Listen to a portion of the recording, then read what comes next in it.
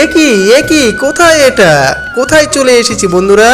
এই তো লিচু বাগান, আমাদের লিচু বাগানে সেই লিচু লিচু একটু খেয়ে দেখতে হবে কেমন।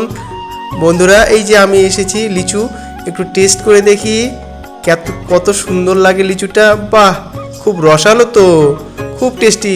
ওয়াও, মুগ্ধকর, সেই টেস্ট। কে কে বন্ধুরা খাবেন চলে আসুন একটু। সুন্দর সুন্দর, কি অসাধারণ। এই যে আমাদের ড্রাগন গাছও হয়েছে। লিচু কি মুগ্ধকর লিচু। কারা কারা খাবেন চলে আসুন বন্ধুরা, খুব তাড়াতাড়ি চলে আসুন।